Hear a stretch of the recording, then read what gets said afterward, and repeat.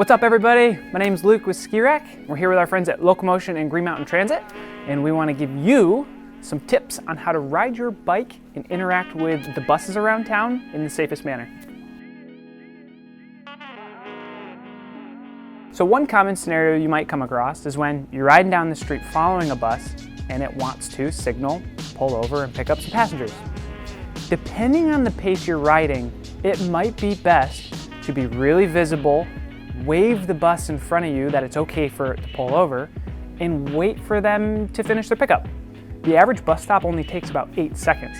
So if you're not in a huge hurry, it might just be best for you, it might be safer to just stop with the bus, let them finish their stop, and then carry on.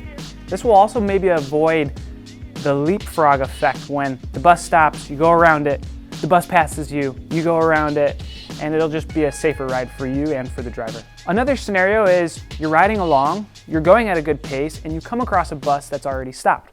What do? Of course, you can always wait. Like we said, average stop's about 8 seconds. Or if you know it's safe and you want to pass the bus, the biggest thing is to be so clear about what you're doing and signal so that the cars behind you know that you're going to pull over to the left side of the lane, so that the driver knows to not pull out in front of you.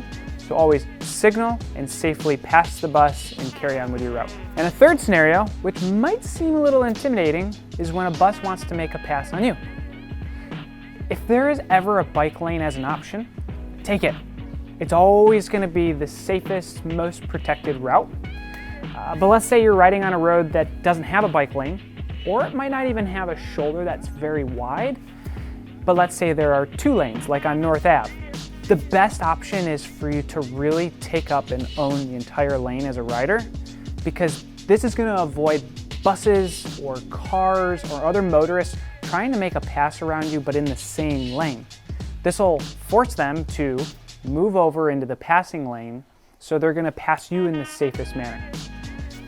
Now, one thing to really keep in mind, especially when buses are coming up to you, these things are really long and their engines are in the back of the bus. So the front of the bus can kind of be pretty quiet when it comes up to you. So GMT drivers will often, with appropriate distance coming up, they'll often give a little honk just as a heads up.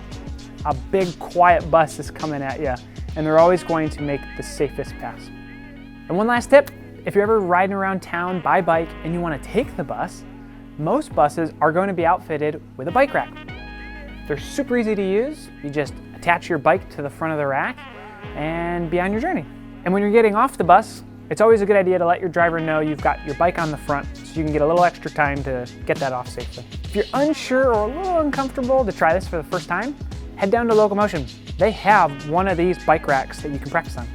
So if you're like me and you love to ride your bike around town, or maybe you want to start riding your bike around town, you're probably going to come across some of these situations.